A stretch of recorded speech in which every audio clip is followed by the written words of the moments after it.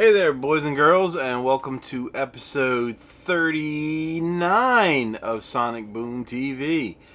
Today I went over to Euclid Records in New Orleans. I had to get some the plastic outer sleeves because I have a ton of records that I mentioned in one of my other videos that were given to me, and they're just been in these boxes and they've been just on the floor, and I need to get them dealt with. They're very dirty, as I've played with a little bit of them today. So I needed to get them out of these boxes and into something cleaner for now, and then whatever. So while I was there, I took a look around and I looked through the dollar bin and I looked through some of the new stuff. I really don't have the money to buy a lot of new stuff. Saw a couple things right off the bat when I got there, and I was like, nope, not doing this today, not doing this today. Well, I did do it today. I did one thing today. So as I was looking, there was a record that I had wanted to get when it first came out. I think a couple weeks ago. I can't remember exact date. Maybe about 2-3 months ago, I guess now. But I had kind of missed it, and I was just kind of putting it off. And that would be the new Urge Overkill Wii. I guess that's Wii. It's either OUI or Wii, like French Wii. And it says, first new album from Urge Overkill in 12 years, pressed on splatter vinyl, featuring the singles Freedom, How Sweet the Light, and Forgiven. Now, they had, what remind me of it, they had a stack in their bin of recently played in the store items, and there was the black vinyl version of this in there, and it was open, of course, because they played it in the store. And so when I picked that up, it was $1 cheaper. This was $28.99. That one was $27.99. Maybe it would have been cheaper if I'd have bought it because it was already open. But I went to the section where the Urge Overkill stuff would be, and when I got there, they had a whole bunch of this one, and they didn't have any of the black one. But I would probably got this one anyway. And so I said, well, I'd rather have one that hasn't been opened just in case, something is wrong with that other one, which it probably wasn't, because I've bought stuff from there before that they played in the store, and it works fine. But I hadn't opened it yet, so let's do that. Pull it out of that sleeve. And today I'll be using a guitar pick to open my my record, which is one of my favorite things to use, because usually it's going to prove me wrong this time. Usually you can slide it right into the crease and then break the plastic. There you go. And it doesn't it doesn't cut anything or risk cutting anything like a knife would do, or anything else. So let's pull it out. Okay, so white inner sleeve. That's the kind of disappointing. I thought they might have some lyrics or something. Nothing else on the inside, so there are definitely no lyrics or anything with this. No lyrics on the back either. I'll show the back in a second. But let's pull it out, because it's kind of cool. Orange and green, with a little bull on the inner sleeve, and the classic Urge Overkill logo. I used to have that sticker on the back of my car when I was in college. I had bought about, 10 or 12 stickers. They were all round like that, and I didn't know what to do with them, but I bought them, and I had got this old junky car, was known as the Jewel, and about 8 of them ended up on the back window of that car, and I still wish I had the stickers, not the car. Anyway, but this is the back cover. Didn't show that very well. So I haven't heard anything from this. I just know that I really liked Urge Overkill in the old days. I don't remember what the last album was called that I bought from them. They're all on CDs, whatever I bought. But Saturation was the one that got popular with Positive Bleeding and Sister Havana and a couple other ones. They kind of broke through with that, and then they had the one, it was Exit the Dragon, maybe. See, I know I had that one, and I have a couple before those two, and I think I might have one other one that came later. I'm not sure, but it's been a long time since I heard anything new from Urge Overkill. So when I saw this, I was like, you know what? I really need to get that. I was hoping there would be a download card or something with it too, but there's not. But I'll let you guys know if it's any good later. And speaking of letting you know if it's any good, I got this the other day. I was waiting on the other record I had bought on eBay, which seems to be stuck in Pittsburgh because it's been in Pittsburgh for like 4 or 5 days. It was supposed to be here today. It said by 9 p.m. Well, it's 10:30 p.m. right now. It's 10:23. But it never came today. It doesn't even show that it's left Pittsburgh. So anyway, I listened to this earlier today, and it is kind of heavy. I wouldn't say it's like heavy metal though. It's a heavy kind of album, but it's more of a grunge kind of heavy maybe, or I don't want to say grunge either, but it's definitely, it's not metal, but it's heavy. So I guess it has to be grunge, I guess, just to describe it. Maybe stoner rock, garage rock kind of stuff. It's not very, I wouldn't say it's overly produced or anything. It sounds like, almost a do-it-yourself kind of thing. Not bad, not in a bad way. It's just, you can tell, like, certain albums, you can tell how the vocals sound, how it's more of an independent kind of thing than some kind of thing that was done by, a big-time record company or whatever. So, that being said, back to what I got today at Euclid. I went to the dollar bin part, and they had a lot of stuff, and I forgot to look at one part. There's this top shelf, and then on 2 sides, and then there's a bottom, and I looked on one side and the bottom, and they only had one little box at the bottom. And I forgot to go back around the other side when I left to check the other side to see if there was anything at the bottom. So I could have missed something good. I got a few things though. 9 albums, to be honest with you, to get it right. I picked this up. It's called Odonis Hollandaise. This is described as shoegaze record.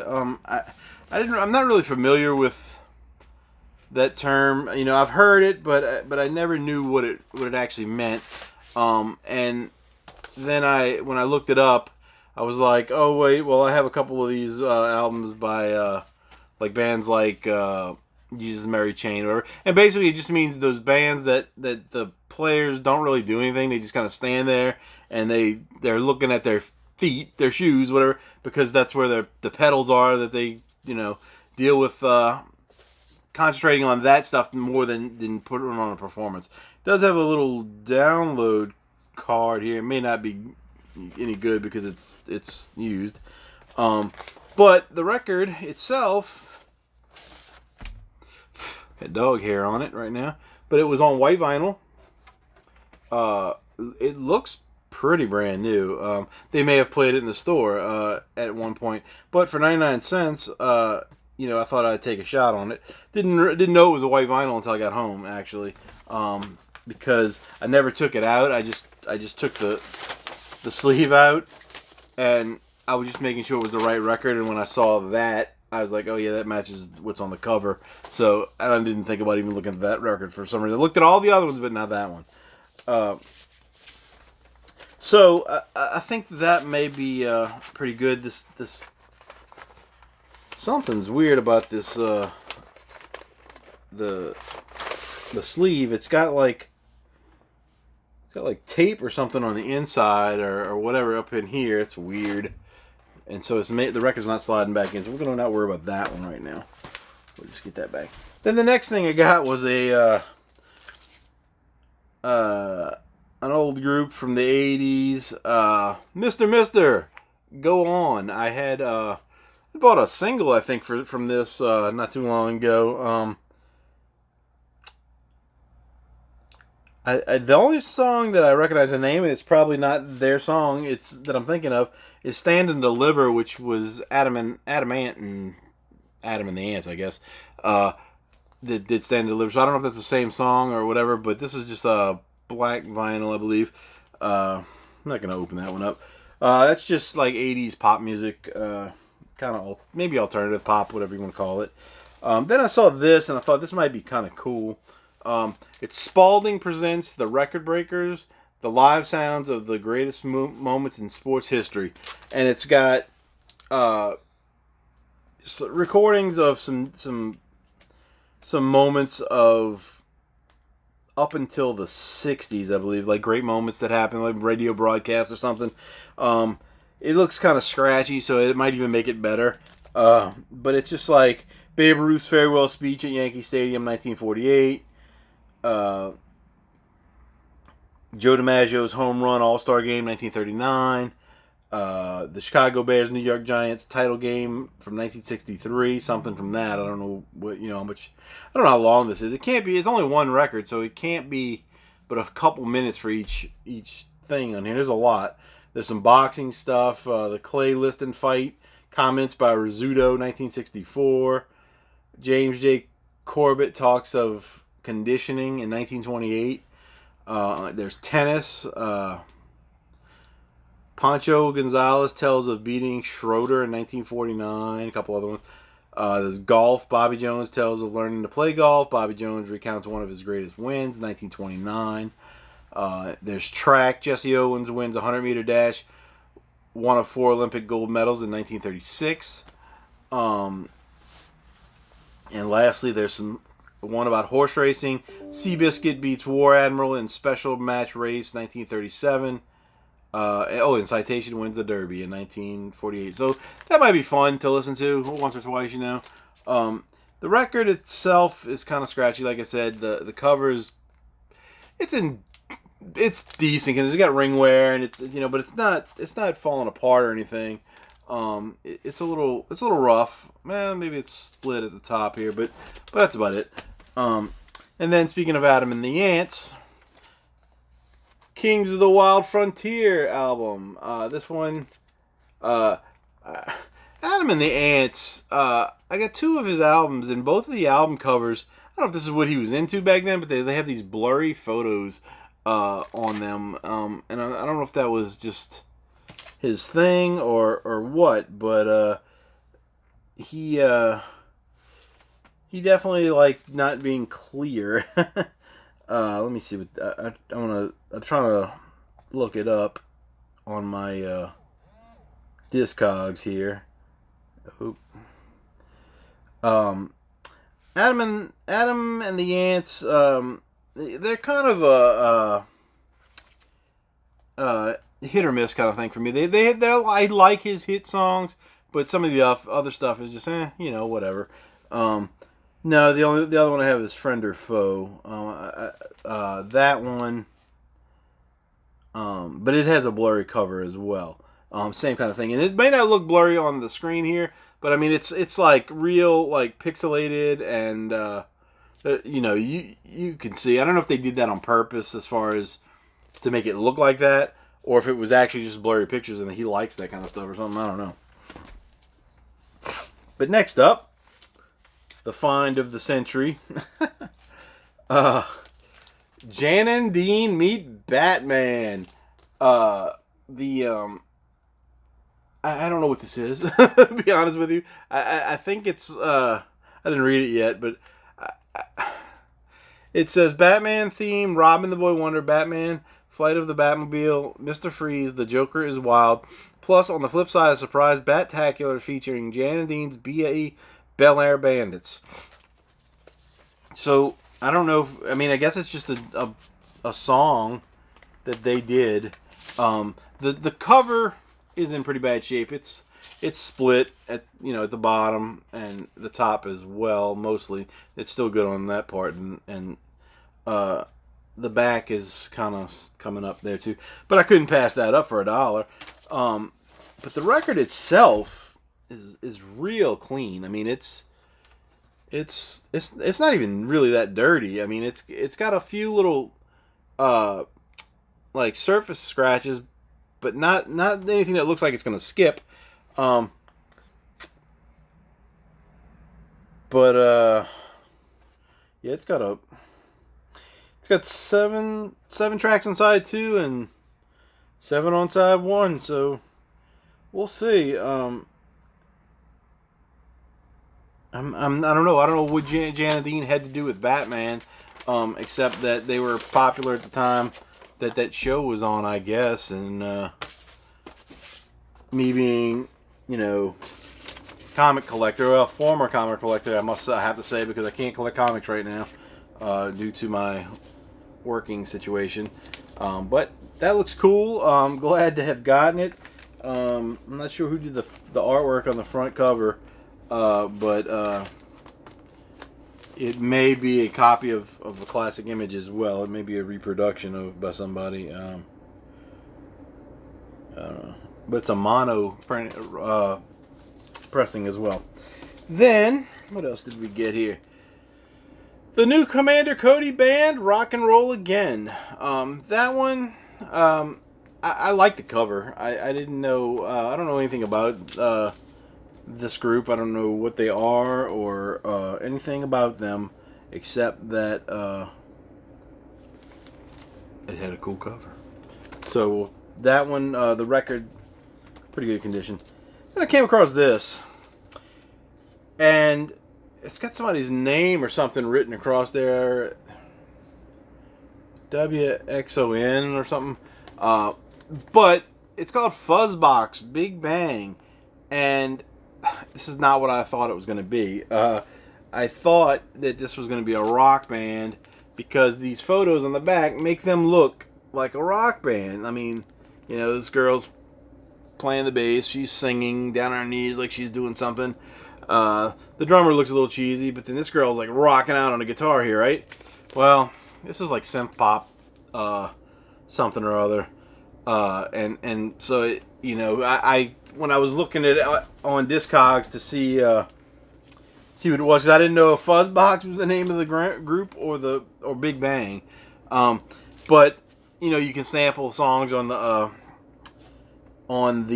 Discogs, and I was like, oh man, what is this mess? It's not what I all thought it was going to be. But this woman right here, she's absolutely beautiful, and this one's not too bad herself. And the other two, they're pretty good looking too. But you know, whatever. That's not why I buy records. I just thought that. But this came out in 1989, so you know, they're as old as me now, probably. Then I picked up a War album. I didn't have anything by War. I say that because I actually now have two things by War, because I was looking through the stuff that I got from my friend who gave me all the records, and there's at least one War album in there for Why Can't We Be Friends. So I now have two War albums, and I've never had any. I've always wanted to get something by them, but I never got around to it. So this is All Day Music. This was had somebody's name, Elizabeth Pizarro, 4/29/1972. They got this album on the back there, so it's been around. I mean, the cover is in pretty good condition. The record itself looks like it might be kind of funky, but we'll see. That's with all these. I wasn't looking for pristine copies of anything today. In the dollar bin, because usually you can find some stuff there that's absolutely perfect. The records, the covers generally are kind of beat up because they end up in a dollar bin and people are flipping through them all the time. And I don't know why some of the stuff is still there, why people miss out on some of these things, because I find good stuff in there all the time. And the last one I got for the dollar bin is this one. And it's called The Seclusions, Isolation for Creation. Now, I just thought this cover was cool. I thought this logo was kind of cool. I'd never heard of this band before. But all the guys got kind of cool names. Like, he's Randy Dash. He's Busta Jones. J.D. Daughtry. That's not... And then Jimmy Rip. So... He's got like a normal name, this guy JD, but the other ones all have some kind of little nickname kind of thing. I don't know anything about them except that they were garage rock and say let's see what it says. It says garage rock, post punk, psychedelic rock. So I don't know. There is a cover of Inagata Davida on here. I don't know if it's the long version. It can't be the long version because there's 6 songs on that side, and the long version is like 17 minutes long, so it's probably not that. But the record itself is in really good condition. The cover's in really pretty good condition too. It's a little rough around the edges, a little ring wear, but really really good. But the thing that I thought was kind of cool was that this came out in 1983, I believe. Yeah, 1983. And people always talk about how, oh, colored vinyl is terrible and colored vinyl is that, no good, and they didn't do that back in the day or whatever. Well, they obviously did, and they did it to the Pink Extreme. It's a translucent pink vinyl, Fuzz Records, F-U-Z. This looks. I mean, it's hard to tell on some of these colored ones. I mean, it may have a little warp to it, but it's the record itself doesn't look scratched up or anything. It needs to be clean, but it seems pretty cool to me. And it just goes to show you that they did do that back in the day. And when I was a kid, I don't remember ever seeing colored vinyl. Like everything I ever saw was black. I didn't collect a lot of colored, of records when I was a kid, but my grandparents had stuff, my aunts had stuff, my mom had stuff, my dad and stepmother had stuff, and I don't ever remember seeing anything that was on anything but black.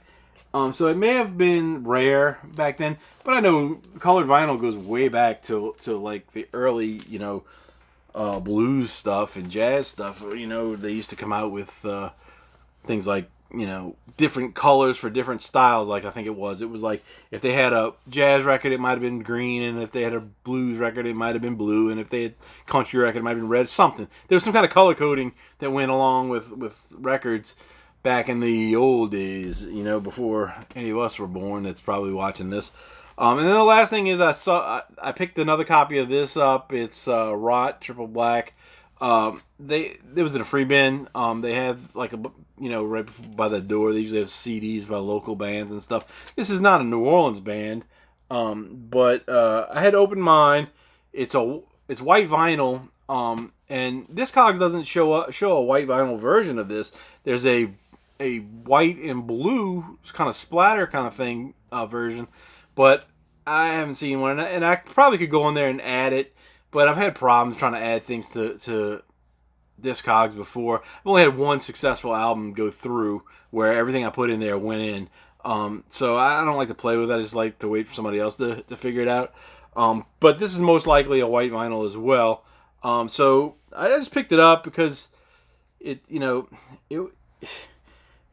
still sealed. It does have a crease right here, which is unfortunate. But I would maybe trade it for something or whatever if anybody's interested. I listened to it. It's it's heavy metal, I guess if you want to call it that. But it's. I'm gonna look it up and see what they say. Just to. Oh, I'm looking on the wrong thing here. It's not too heavy. It's. I don't want to say it's. Man, I'm so sorry, guys. One day I'm going to be a professional and have this podcast thingy, or whatever you want to call it, going awesome. But until that,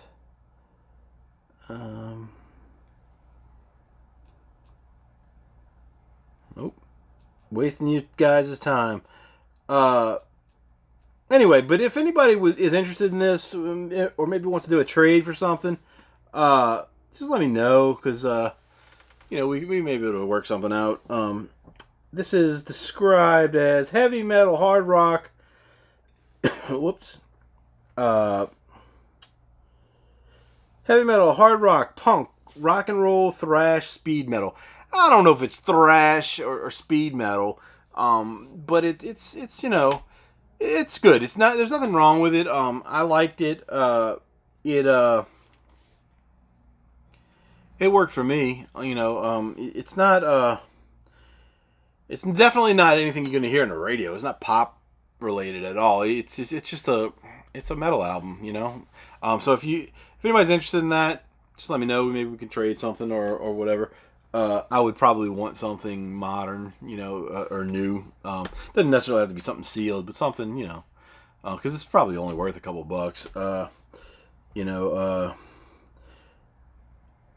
probably like $5 at the most, you know, because I don't know why the store had when I first saw it, there was probably 15, 20 copies of it sitting there, and this was the last one they had when I went today, and I just said, you know what, I'll grab that and maybe give it to somebody or something, you know, I don't know.